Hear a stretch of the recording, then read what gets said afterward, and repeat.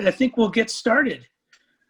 First and foremost, thank you for joining us for our first homecoming guest speaker lecture virtual series. My name is Mike Yaley. I'm the director of the Lair of the Golden Bear. And on behalf of the Cal Alumni Association, I'd like to thank you for joining us today. A couple of housekeeping items before I introduce our speaker. First off, we are recording this event, so if you do not want to be on the screen, please stop your video. Secondly, we will be taking questions via the chat. Dan will be answering those in real time if possible, and then anything we don't get to during his talk, we'll circle back at the end and try and answer all of the questions that people have. All right, so I'd like to introduce our presentation, and the title is The Climate COVID Race Collision: From Pandemics to Racism to Droughts to Fires and Gasoline Prices, Climate and Energy have become mainstream politics and economics. Dan will look at the latest science and politics of the global crises we face today. Dan Kammen is a professor of energy at UC Berkeley, chair of the Energy and Resources Group, and professor in both the Goldman School of Public Policy and the Department of Nuclear Engineering. At Berkeley, he is the founding director of the Renewable and Appropriate Energy Laboratory. And in 2010 and 11, he was on leave at the World Bank in Washington, D.C., where he served as the Clean Energy Czar. Kammen was appointed science envoy for the United States, U.S. State Department by President Barack Obama. And since 1999, Kammen has served as the lead author for the Intergovernmental Panel on Climate Change, which shared the 2007 Nobel Peace Prize. Ladies and gentlemen, please welcome Dan Kammen. Well, thank you all so much for having me on, and sorry we're not doing this in the in-person layer format outside, but I really appreciate you all being here, and I will show some slides, as Mike said, but in addition, I will try to watch pretty closely on the chat box and either weave in answers or take an actual pause, because I would much rather make this a conversation than anything else. So just thank you and welcome you all for being here. Let me just move these things to the side and get us started. So this is a really auspicious time to think about all of these topics. Climate, we're seeing climate change outside our window. The quotes that the climate science is now about as clear as that of gravity have finally started to make the national rounds on talk shows and things. COVID has obviously changed a huge amount of what we do, but it's also opened some interesting doors. And the Black Lives Matter and race movement, which affects me personally. I have two interracial daughters, one of whom went to a frat party once and was turned away because they said white girls only at her uppity Ivy League college. So we see this personally, but I'm going to try to connect where I think we really have a path to do much better in future than we've done so far. So let me kind of jump into it and really start with something to lay the landscape a bit, and that is anything that I say today that you want to get a little more on, not just academic papers, but some of the video clips and interviews and various things. They're on the website of my laboratory, which is RAIL, the Renewable and Appropriate Energy Laboratory. And you do have to Google either my name or Berkeley and RAIL. Otherwise, you'll get the Railians, and they said they cloned a human 10 years ago, but we haven't heard from them since. And then I put my Twitter feed here, where we try to put out a couple messages a day about the topics. And actually, today's been a busy day, and as I'll mention later on, there have been two major events that came out that my lab has been involved with. One involving oil companies, and I'll mention that in a bit, and the other one involving what I'll show on the next slide. So what I really want to highlight is there have been some major new developments on all of these fronts. California and China have done probably the two biggest profile events in the last couple weeks, and that we now know much more clearly from academic analysis, from businesses, from nonprofit groups, that the low carbon pathway that I'm going to talk about, really getting all the carbon emissions out of our economy, not reducing it by 30, 40, 50%, but really thinking about 80, 90, 100% clean energy running our economy. We now know very clearly that while there's all kinds of complications in the transition, that is a good deal in terms of more job creation, in terms of social costs, in terms of benefits to US businesses. And the last piece of that is very much that it's now become clear, and it took the academic world way too long to recognize, that these goals of climate protection are just not possible without racial and social justice. And so all of these themes really contribute to what's become a very interesting message, and one where Berkeley has played an absolutely central role. And outsized is an understatement for how important what's going on at Berkeley and in California is for this kind of transition and process. And so what I'll start with is this picture, a series of overly complex pictures, but this is a paper that was published yesterday in Nature. And it's a big team of researchers. You can see I'm part of it with almost 40 other colleagues from China, from Germany, other parts of California, all coming together to set up a new nonprofit company to chart the change in global greenhouse gas emissions over the past year, which has been dramatically affected by COVID. We put a global plot up in the left. You can go to different countries and see. And the reason why they bump up and down, if you try to look at the graph, is that weekend energy use is always lower. So you see dips as each week ends. But you look across the map here, and very broadly, you can see 10 or 20 or more % reduction in greenhouse gas emissions clearly came out of the COVID response. In fact, if we sum the numbers up, coal use globally since January, just since January, is down 10%. Natural gas use is down by 4%, and renewable energy use is up by 3% worldwide. And when you tick 1% up or down in the global energy mix is a big deal. 10% is unprecedented. In fact, this paper that we just published concluded that even including all of the recessions of the last 120 years and World War I and World War II, what we've seen during COVID has been the largest percentage and absolute change in our emissions. So what has happened is a huge deal. Now, that said, nobody is saying that COVID is a good diet in terms of changing our greenhouse gas emissions. That's like saying becoming deathly ill is a good way to lose weight. It's not. It is the absolute worst way to do things. But it does show us very clearly that if you do it in a more intelligent way, a more California way, you can really change our energy story, and you can do so remarkably fast. So there are some really interesting lessons that have emerged, and they tie together all of these features.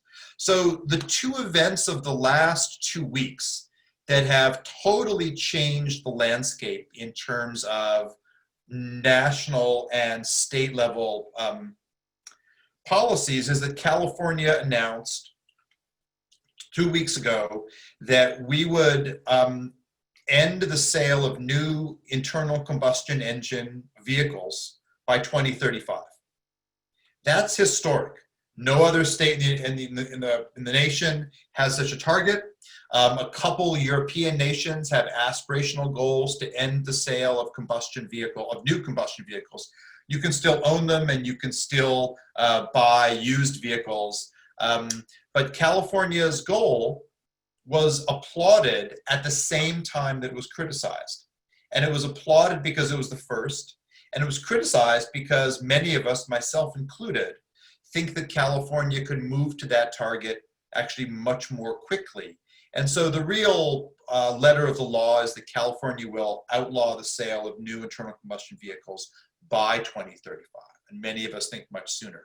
And this is critical because we're talking about an agenda from the science that we know we need to reduce global greenhouse gas emissions by 90% or more by 2050. And in California, greenhouse gas emissions are dominated by vehicles. We're about 55 or more % of our total greenhouse gas signature comes from vehicles. And so this graph you see here showing where we were and this path we need to ramp down to meet our state level target of being carbon neutral by 2045. So we were the first and most aggressive state, but what's happened since California passed this in 2018 is that we've been joined now by Hawaii, Washington, West Virginia, New York, Connecticut, a number of other states have followed us. And if you just consider the economies of California and New York, it's about 40% of the national economy. So this is a significant movement. And when I get into the complicated politics we're in, I think that's going to actually be a good sign for making this transition happen, because we already have major economic players that have committed to this goal. On the other hand, the other massive announcement was that China announced a day after California, also 2 weeks ago, that China was going to peak its emissions by 2030 and go carbon neutral by 2060. Now, some of us who are in groups like this IPCC, the group that Mike mentioned, we'd like China to do 2050 as their goal. And just like I want California to push forward, I want China to as well. And as you'll see later on, we're working with both governments and many others to try to make that goal happen. And really, when you talk about climate negotiations, there's lots of critical events. Rachel Carson and Silent Spring setting up the Clean Air Act under President Nixon, President Carter's efforts, President Obama's. Really, this handshake, I would say, is the event that may go down in history as the critical moment. And in this meeting in 2014, the United States and China had consistently been the two laggards that had moved most slowly on climate. At this meeting, the G2 of energy consumption, the G2 of pollution got together, and the US agreed to cut our emissions by 1/3 by 2025 in something called the Clean Power Plan that's since been overturned by President Trump. And Premier Xi agreed then in 2014 to peak emissions by 2030. So when Premier Xi announced just 2 weeks ago they were peaking by 2030, they were just reaffirming what they already said, but they set an end date for carbon, and they're the largest consumers of coal on the planet, setting 2060 as their goal. This was historic. Without this, the Paris Climate Conference would not have been the success it was, where all countries, including the United States, agreed to cut emissions. But of course, since then, Obama has left office. We now have the Trump energy climate policy, whatever that is. And in that sort of happy time, I joined the State Department and worked with Secretary Kerry. You can see us here together in this picture on the left at a clean energy summit. Basically, as an ambassador for clean energy. The role is called Science Envoy. It is essentially ambassador without portfolio, working with the countries that step forward to want to put these in practice. And so the picture at right is myself with Dwight Bush, who was the US ambassador to Morocco, one of only 2 countries on the planet that are actually on target to meet those Paris climate goals, cutting their emissions by 90% or more by mid-century. In fact, after the famous climate conference in Paris in 2015, the next year's meeting was in Morocco, so I spent a fair amount of time in Morocco with the US ambassador, with the team working on these various partnerships. And it is exciting. 2 countries to this date have confirmed they're on a path to meet their target, and perhaps surprising to people here, none of those countries are the ones you hear about. Not Denmark and their windmills, and Germany and solar and these things. It's Morocco and the Gambia. For different reasons, 2 African countries are the only 2 right now on pace to meet their targets. So things were humming along. The actions during the Obama administration were pretty exciting. This is one of the ambassadorial visits I made. In this case, the top slides are to Kuwait, where we worked on clean energy in an oil petro state. Kuwait, with one project, went from 0 to 20% of national electricity from solar and wind. And then the pictures below are actually visiting at the Moroccan site, the Moroccan Agency for Sustainable Energy. During the Obama-Biden administration, a whole variety of things happened that really kind of give one hope that we can do this transition in a way that is better than we've done before, but also not that horrific COVID example I showed before. And just to put those numbers in kind of context, during the 8 years of the Obama-Biden administration, wind generation went up by a factor of 4, not a percentage, but a factor. Wind prices dropped by 50%. Solar was even more dramatic, went up by a factor of 40, and prices for solar dropped by 60%. At the same time, energy efficiency, something championed in California, continued to make it cleaner and cleaner for $1 of GNP, so more or less the energy intensity or the carbon intensity of our economy improved by 12% during that time. And the United States established very important new agencies. ARPA-E is modeled after DARPA. Some of you may have talked about them in the past. DARPA is the Defense Advanced Projects Agency, and ARPA is the Advanced Research Projects and Energy Agency. We set up a program run by Berkeley alums called Sunshot to help make solar cheaper. Administration was also very aggressive on diversifying the workforce, both bringing more women into energy jobs, more people of color. And in fact, one of the hallmarks is an Oakland-based group called Powerhouse, run by an alum of this program named Emily Kirsch, someone I've worked with who does training programs for people coming out of sort of non-traditional, non-classic Silicon Valley backgrounds to become clean energy entrepreneurs.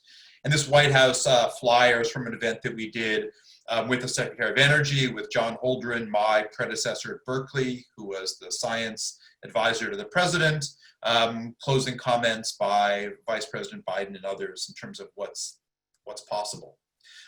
In this case, sadly, at least from my political perspective, all good things did come to an end. The Obama administration ended, received a nice notice from the president when he left, change of administration, and after walking away from the Paris Climate Agreement, from the events that I personally found unacceptable in Charlottesville and elsewhere, I did resign from my federal job. I wrote a letter to the president, as one does, but as you all know, in this day, you not only write a letter, you tweet a letter, but I also embedded a message that really stated what I felt. Sadly, walking away from federal service is not something I wanted to do, but the US, by all scientific metrics, politics aside, has just simply been off base in terms of the things that I'll talk about. So I thankfully had my day job to come back to here at Berkeley. And during the same time, California has ramped up its role in these areas just kind of dramatically. So our initial clean energy target in California was to get to 20% of our electricity from renewable sources by 2010. That's a goal we missed. We didn't get there until 2013. And by 2020, our goal was to be at 1/3 powered by renewables. And we actually have exceeded that dramatically. California is now at over 38% renewables. And that doesn't actually count nuclear, and it doesn't count large hydro, because in state, unlike many other places, California has actually decided that we won't do new large hydro because of the ecological impacts. And under Governor Brown's first term as governor, the determination was made then not to have new nuclear in state until we had a waste management program that we thought was a more workable route. So our goal, if we include our one remaining nuclear plant and large hydro, is that California has actually been operating at over 60% clean energy, zero carbon energy, now for several months. Our goal for 2030 was 50% clean energy, but in 2018, we passed a new law, Senate Bill 100, that calls for us to get to 100% clean energy by 2045, and as part of that, we increased the clean energy target to 60% by 2030. Interestingly enough, the assessments are that this has been a net job creator for California. There are now more people in the solar industry than employed at our utilities. Utilities have actually been quite aggressive in working with policymakers on setting these goals, but clean energy has been a large job creator in this process. As a physicist, when I start to think about clean energy, I kind of dive into these exceedingly detailed, very nerdy graphs. This is just showing the steady progression of a whole bunch of different solar technologies. It's not one that I would share broadly in terms of, kind of a public talk like this, except to highlight that Berkeley researchers in material science, in the Hearst Mining Building, in physics and chemistry, have been leaders in many of these purple technologies, these classic thin film ones, and down here in the red, these new emerging technologies with names like quantum dots and perovskites, including clear, transparent solar cells, something I'll mention again in a second. All of that material science, that basic research, has led to a classic curve called the learning curve, or Swanson's law, where the price of solar has fallen dramatically. The price of solar has fallen in proportion to the amount of solar we sell, so steadily since the 70s that you can literally bank on this. Every time we double the amount of solar deployed, we get a 20% price decline. That's the program that Sunshot office has been working on. And if we look at what is the least cost form of energy anywhere today in the United States, there's no subsidies in this. This is just if you want to build a new project in the US tomorrow morning, this is a map of what would be the least cost. So let me add in the names with the colors here. So natural gas remains the cheapest in parts of the Southeast, some of the parts in the high Northeast, and in the upper West. Wind in the middle of the country, New York State through Appalachia is the least cost. There's a small pocket where nuclear is actually the cheapest, although that's the most complicated because how you price out waste is tricky. And then the mauve purple color here is where solar is the cheapest. And you'll notice the Bay Area is included in that as well. Now, that is with standard economic terms. You want to build a new power plant tomorrow. In California, we're not operating under these conditions. In California, we have a price of carbon emissions through our cap and trade system of $20 a ton of CO2. And when I flip the map to $20 a ton, you can see I've dropped in $20 here. And what you see, I'll go back and forth once just to highlight it, is there's no price of carbon. There is $20 a ton. And you can see what's essentially happened is that solar has expanded at the expense of natural gas. Now, economists think that even this market price is far lower than the damage, the impact called the social cost of carbon that includes the damage to forests, to people's lungs, etc. If we put in that price, which is not the market price today, it's about $50 a ton. This is the remaining map where essentially the US has been decarbonized through economic tools alone. Now, we're not there yet, but we in California are living in this world. And Europe is living in a similar world where their price is roughly similar to ours. China is going to launch a price of carbon very similar to ours, likely $1 or $2 per ton higher, and they will launch it later this year. So the market conditions are favoring a transition. Thankfully, as I'll highlight in a bit, so are the jobs and other opportunities of going forward. So two things that have happened recently kind of back up this story, and both of these are under the radar, but incredibly interesting for what they say. First, our own Public Utilities Commission in California changed what it uses for the reference price of energy. And by that, I mean the price that they use when they price out a new project. We used to use natural gas as the reference price. California has switched over now to using the price of energy storage.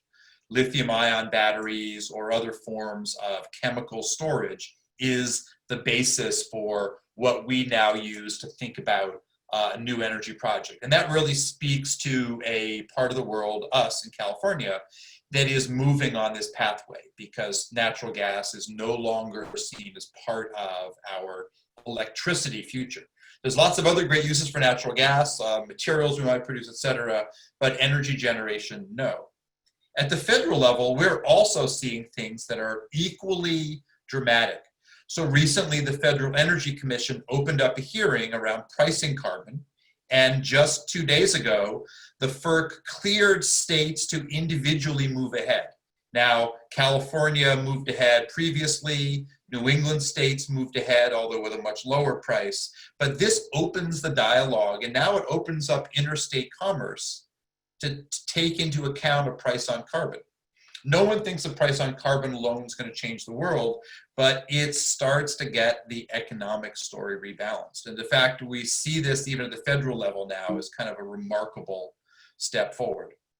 Some of the things that California has done to really put this sort of thinking into practice started off with homes and businesses. And so while it took us 10 years to get this through the Public Utilities Commission, we are now living in a state where, as of January of this year, any new home that is built must generate as much energy as it needs over the year, and that has to be clean energy.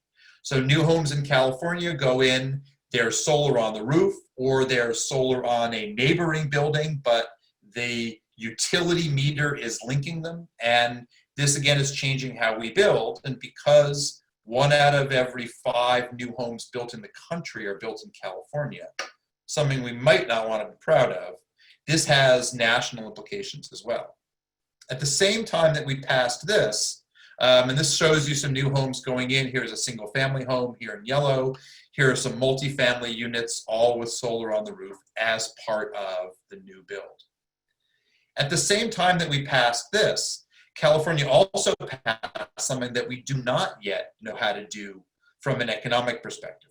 By 2030, all new office buildings must generate as much energy as they need during the year. And that's why I mentioned before things like transparent solar films that can go over the windows of buildings. So you can generate electricity on the skins of buildings, putting batteries in the basement, investing in super efficient heat pumps like you see down here in the bottom. These are all part of a process to really change over how we think about even our commercial structures. Again, this is settled law in California, and to the credit of then Governor Schwarzenegger when this was passed, this was done before we knew how to do it economically and technically. So this is a challenge for the research side and the deployment side of the process, but it's one that I think we're working away on. Now, one other real wonderful California feature is that we have research partnerships around the world. So this is at the Gump Marine Research Station in French Polynesia. There are some perks of working there, but it's a place where Berkeley runs, with other partners in the UC system, the longest running ecological and cultural research center funded by the US federal government outside of our borders. So one of the project examples that went on there was to take a community development project here on one of the motus called Tetiaroa.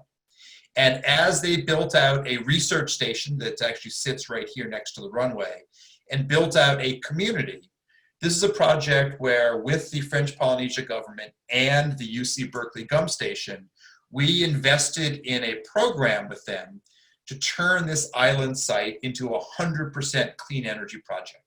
So we started by putting solar in next to the airstrip there. And the next part of that was to harvest the coconut husks to make biofuel for vehicles on the island. After that, we put an air conditioning system that simply uses cold, deep ocean water with just a membrane to capture that cold and to do air conditioning, and a large battery system so that this island has 3 days of energy storage so they can ride out times of low sun. They don't get many, but they do get monsoons and various features.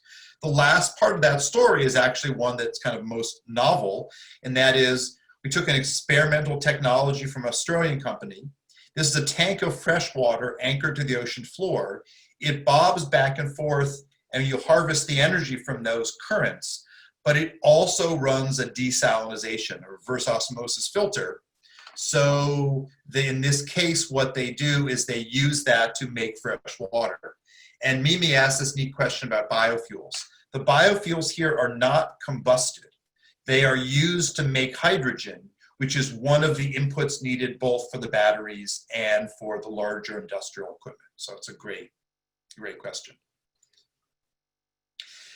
Scaling up that exact same idea, this project in French Polynesia might seem small and remote, but in the process of thinking through how to get enough storage on the grid in California so that we can go to higher and higher levels of renewable energy, this is a project that was built by Southern California Edison as a requirement from the Public Utilities Commission.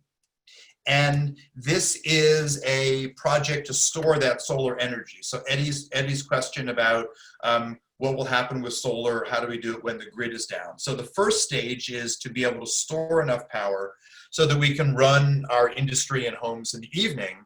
This project here outside Los Angeles, solar powered, provides 4 hours of storage to go into the evening or if there's power outages.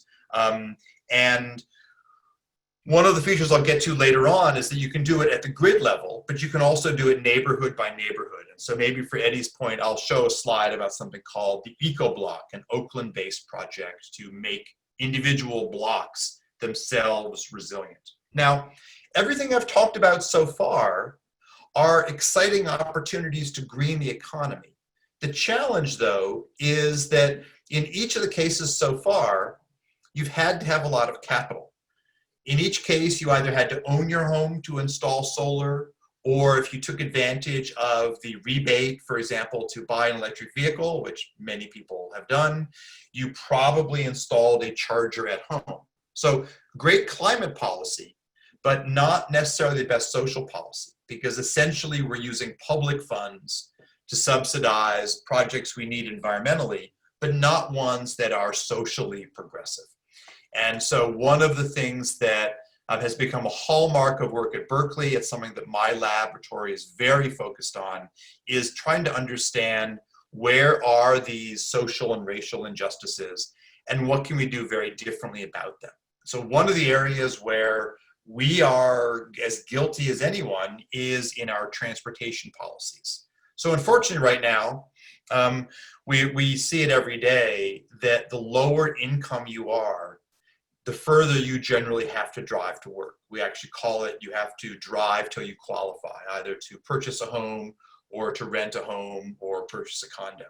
And so something that we've been working on for a while, this was an op-ed in the New York Times I did with California State Senator Scott Wiener, was to try to find ways to build low or rent-controlled infill housing to make our urban spaces more sustainable, to make it so our lowest paid workers aren't commuting the longest, often leaving before dark, getting home after dark, the least time with their families. And so one of the examples of this is something that you can see around a number of the BART stations in Northern California, where housing has been prioritized to be built near those BART stations. And the battle about making a fraction of those rent controlled has had a different history at each station, but it's a starting ground in a process to try to build out both more mixed use and build a better combination, sort of more mixed on income levels in our urban areas. Now, there's a lot of aspects of the story where we often think that fossil fuels alone are really the challenging part of the equation. In fact, we have some very sad data that even in installing new solar and other projects, we actually have not been anywhere near thoughtful enough. So a large project that we did in partnership with Google, where we used data from a project called Sunroof, which is data for 50 million roofs across the country. What we did was to look and see who has solar and who doesn't around the country. So I'll only show these quickly, but what we looked at was the income of individuals and who has solar and by race across the country. So if you just look at who has solar in communities that don't have a dominant racial group defined as 51% or more of any given group, we use census data to get there. What you see is that from low to high income levels, the no majority kind of set a baseline. When you look at Caucasian dominated neighborhoods, solar is more prevalent in those than in undifferentiated ones. And in Hispanic and African American communities, solar is dramatically less prevalent. And again, this is controlling for the income of households. So it's a really hard statistic to have to take a look at, because one would maybe like to have thought that in the efforts to deploy and educate about solar, we had done a job to reach out fairly well across communities. Turns out to be not the case. In fact, Caucasian communities, 20% more likely to have Hispanic, 30% less, African American, 70% less. And even when you go beyond that, what you find is that the number of African American and Hispanic communities that just simply don't have any examples of solar remain high, and they remain high across income levels.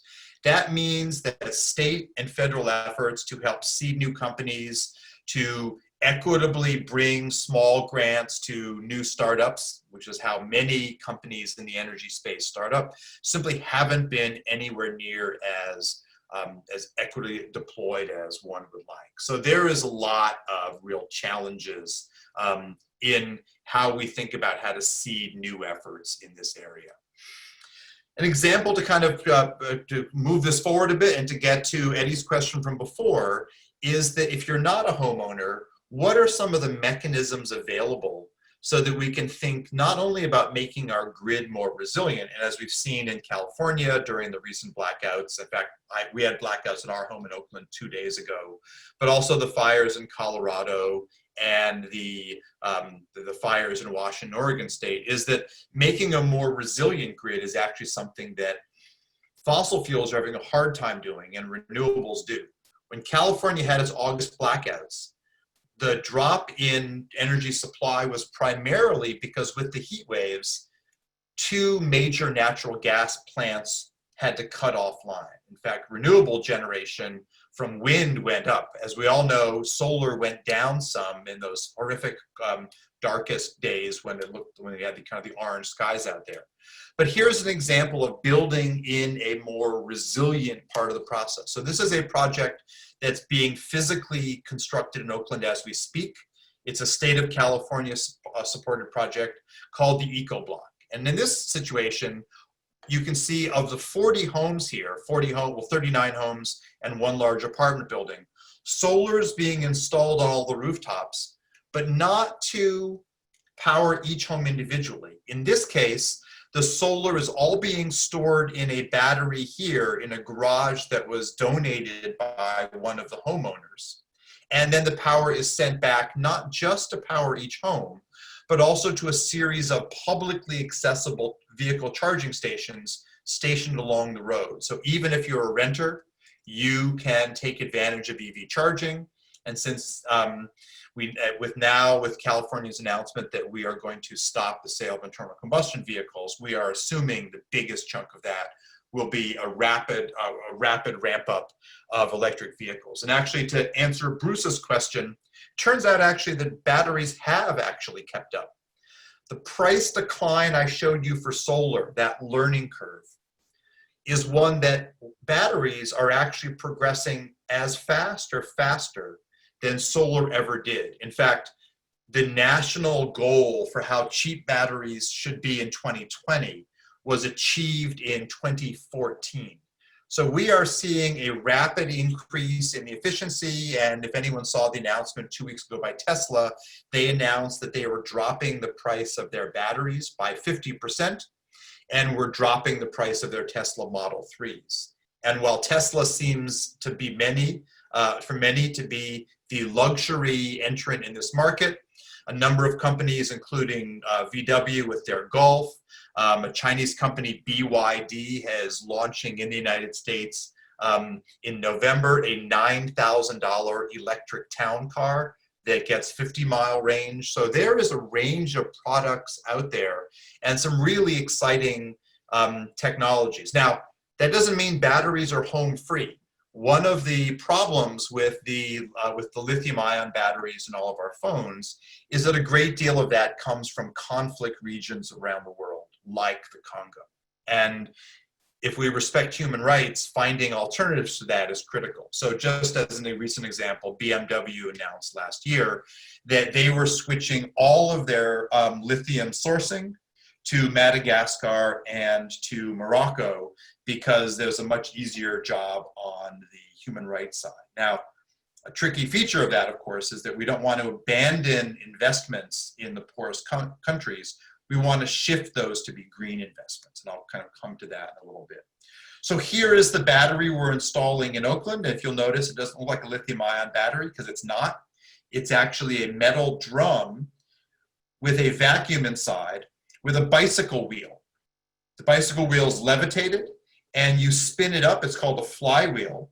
The benefits of this technology are that you can extract or you can add energy much more quickly to this system than getting energy in and out of your lithium-ion phone.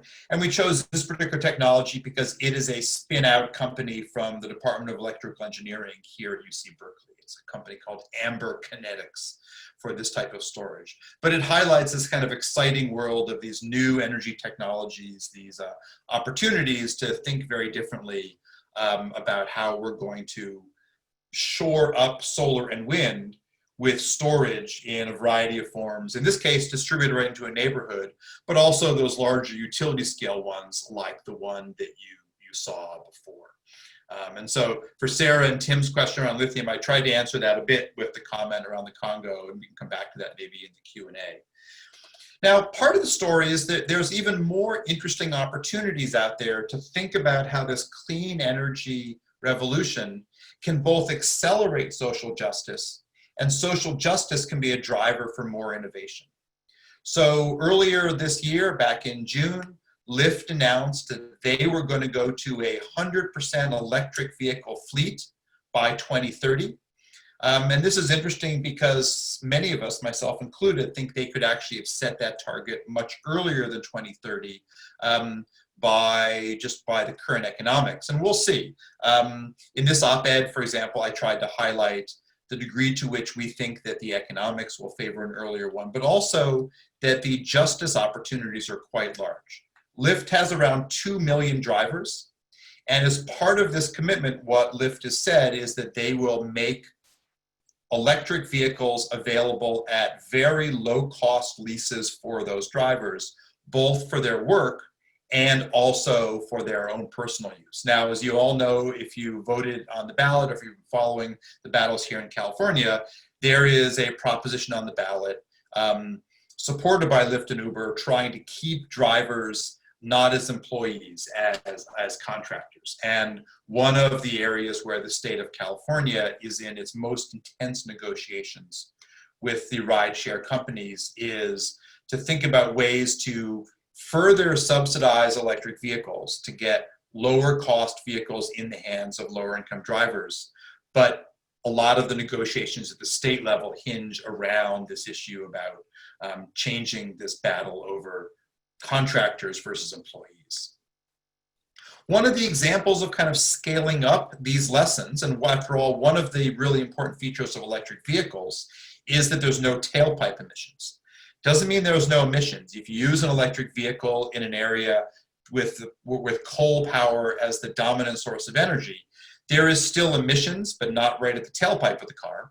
And so, for example, an electric vehicle driven in Pacific Gas, an electric territory here, gets an equivalent of about 130 miles to gallon because so much of our energy comes from solar and wind.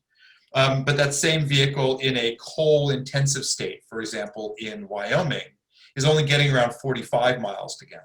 So where you have an opportunity to think about linking your clean stationary power and your vehicle options gets very exciting. So an example of doing this is Shenzhen in southern China is right now engaged in an effort to close down their remaining coal plants. It will not happen overnight. We don't even think it'll fully happen by 2030. Chinese government's given them until 2060, even though I showed you how much cheaper solar and wind projects are here. But in an effort to close down their dirtiest coal plants, Shenzhen also engaged in an effort, this is in southern China, just north of Hong Kong, to transition their taxi fleet to 100% electric taxis. Here is one of the ceremonies changing out to electric taxis, the drivers, and Shenzhen went from under 100 electric taxis 2.5 years ago to 22, and now they're actually at 27,000. I should change the numbers on the slide. EV taxis, and that's 95% of the taxi fleet.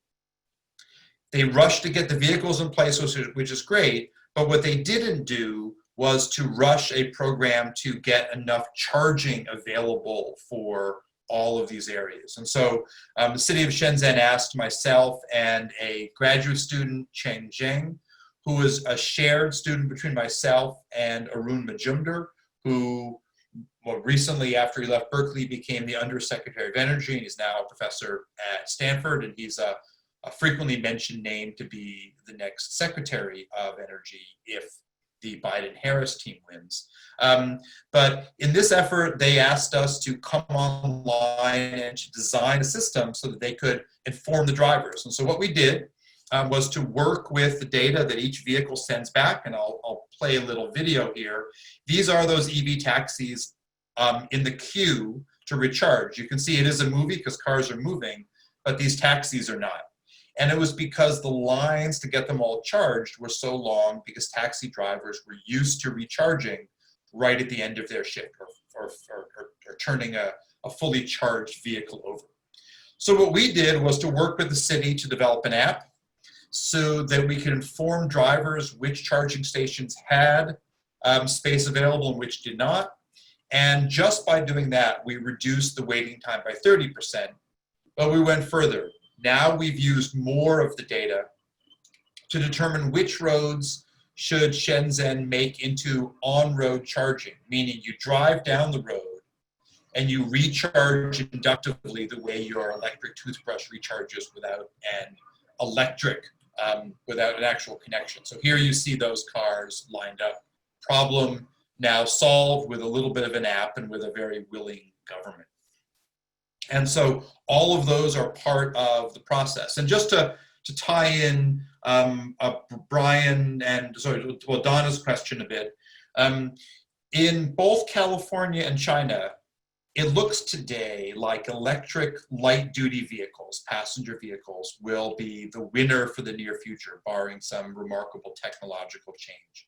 But for trucks, buses, airplanes, trains, electric vehicles are probably not going to cut it.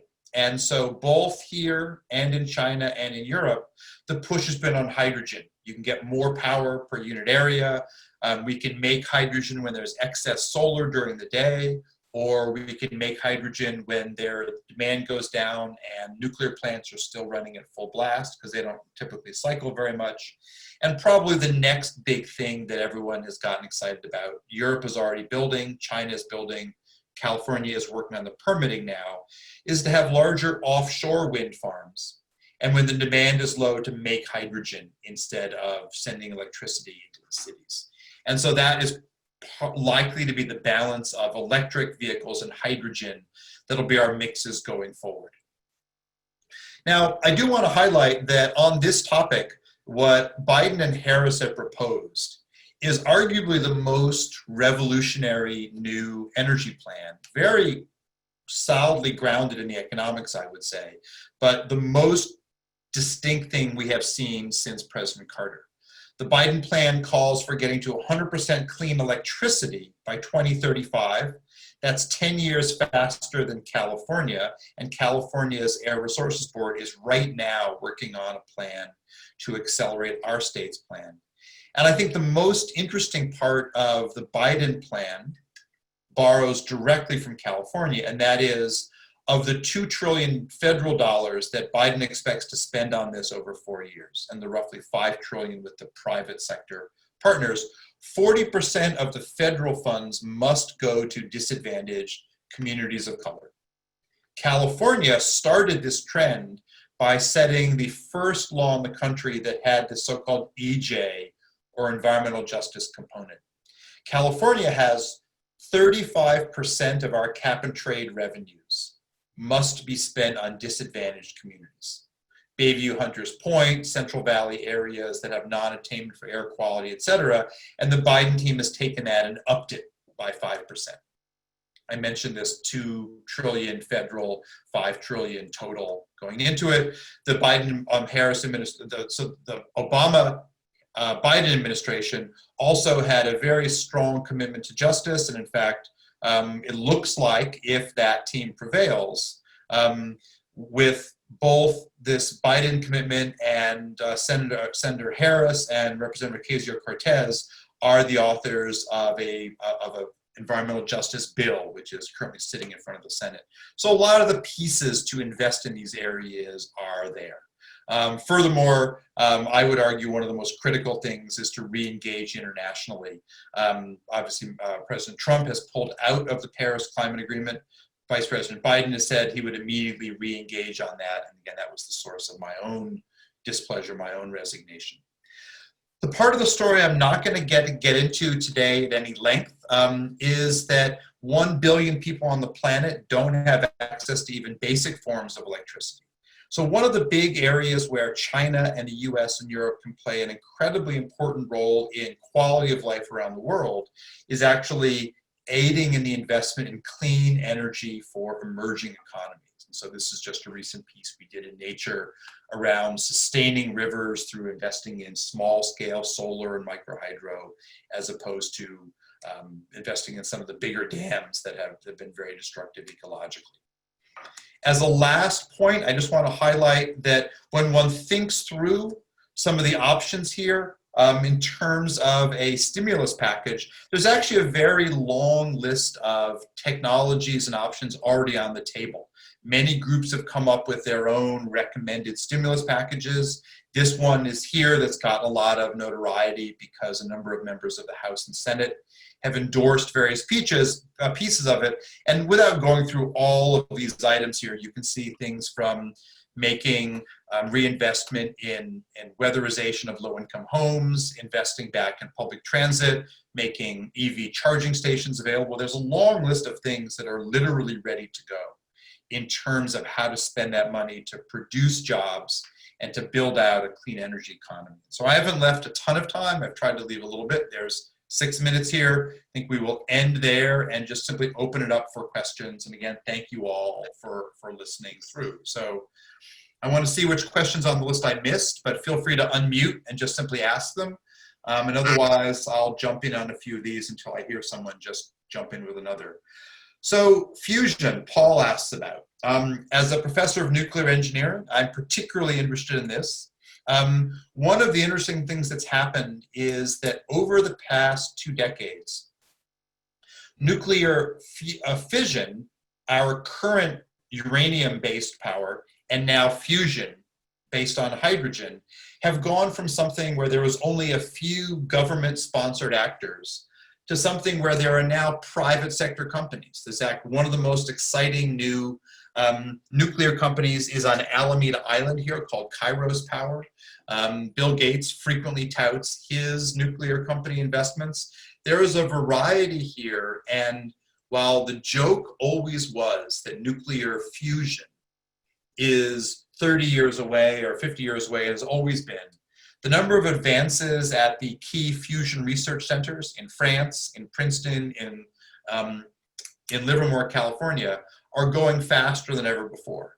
I do not think fusion will be part of our clean energy agenda by 2050, but by 2060, potentially very much so. And I've gone on the record saying that by 2070 or 2080, I could easily see the world being run almost entirely on fusion. But hold on a second. Half of that fusion would be 93 million miles away, meaning half of that fusion would be solar power that we collect here from the big fusion generator in the sky, and half of that terrestrial. But on that one, I'm kind of speculating. So, Dan, we got a question. Yep, someone asked you to clarify or talk about the cost, the social cost of coal. Maybe explain that. It's actually the social cost of carbon. And so the idea of this is that for a variety of things, we include a price adder. The carbon price in California, just the market price, if you're a company that needs to emit carbon, is that you need to pay $20 per ton of CO2. But that's just the greenhouse gas cost. The real issue, though, is that the cost of our pollution pervades the economy. When we look at healthcare costs, they're largely driven by costs for asthma and other things for which we know particulates in the air from burning fossil fuels are a part. So the economic analysis, which we call the social cost of carbon or the whole system cost, says that our current market price should probably be more like $50 a ton if we took those things into account. Now, that's not something that happened during these last 3.5 years of the Trump administration, but it's something that very much might be on the conversation in the next administration if we change administrations next month. Okay, so Shirisha's question, for our carbon footprint, is it better to drive our current gas cars until they die or switch to an EV? Great question. It's almost always better to not buy something new if you don't have to. So if you have an efficient gas-powered car, I very much doubt it's going to last till 2035. It is a better deal for you economically to stay with that gas-powered car. But if you're going to drive your gas-powered car 10,000 miles a year, and if you're willing to have a payback time of about 3 years, not that long, 3 years, less than half the time people spend in their homes, it is now better to switch over to an electric vehicle. Only 5 years ago, you couldn't say that, but that switch has become the price drop of electric vehicles has been so dramatic in the last few years because of these advances in battery technologies.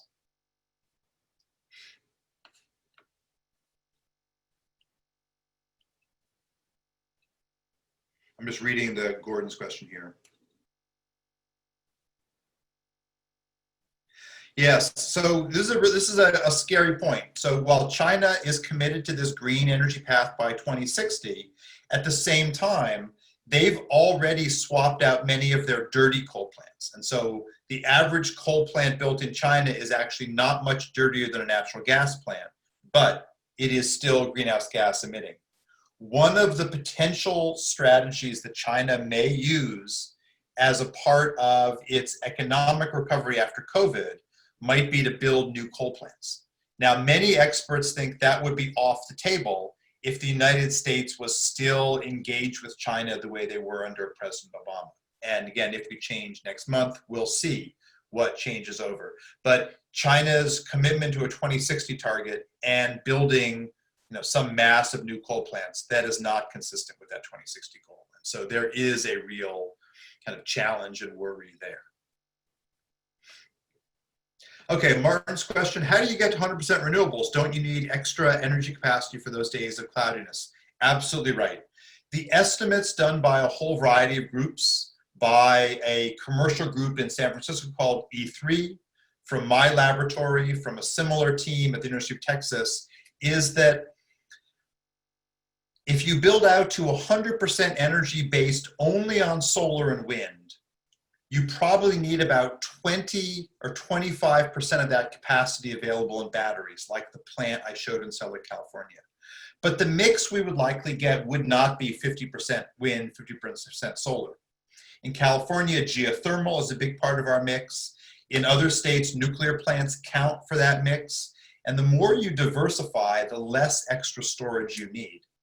And kind of one way to think about it is that for people who are installing power walls or the equivalent technologies in their homes or businesses, your car generally needs about 3 times as much energy as your house does. If you were to turn on everything in your home and floor your car, kind of max them both out, your car system is much larger. And so what it means is that everyone who buys an electric vehicle, if that electric vehicle was enabled with a smart meter, a so-called vehicle-to-grid meter, as is being prototyped right now in Los Angeles, you could sell electricity back from your battery, or in the case of homeowners that are businesses that have solar on the rooftop and a battery and an electric vehicle, you could then essentially sell your excess back either from your stationary battery or from your car based on what driving you think you're going to do in the future. And so we really call this the Internet of Things approach to getting to this target. Another question on the list, and again, just feel free to jump in verbally if you want as well. What's better, rooftop solar for your home or larger arrays? A big array out in the desert is lower cost per kilowatt hour, generally by about 20%. But the benefit of having rooftop solar on homes and businesses is that it's already distributed into our communities. And it spreads out where the supply is. It also means that with smart meters, the utility cannot send the power from my roof up to the big transmission line and then back down, that you can actually route it within the local service areas, those substations you see.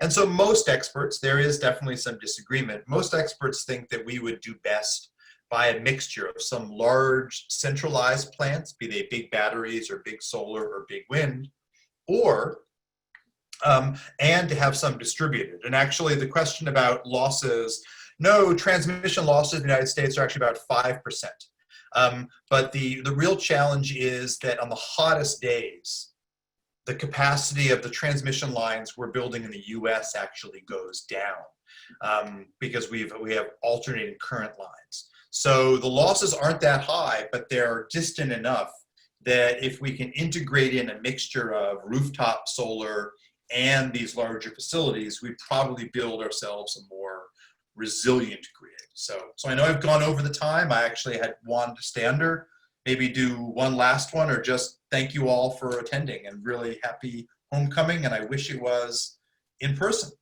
Mike, let me turn over to you. Well, Dan, thank you. On behalf of the Lair of the Golden Bear and the Cal Alumni Association, we really appreciate the time you've taken today. And thanks to everybody for joining us. It looks like the questions are coming hot and heavy at the end, so people probably keep going for a long time, but it's a testament to what you're talking about and how interested people are. So thank you, Dan, and hope everybody has a great homecoming weekend. Thank you all so much. Really appreciate it. And go Bears. Bye-bye. Go Bears.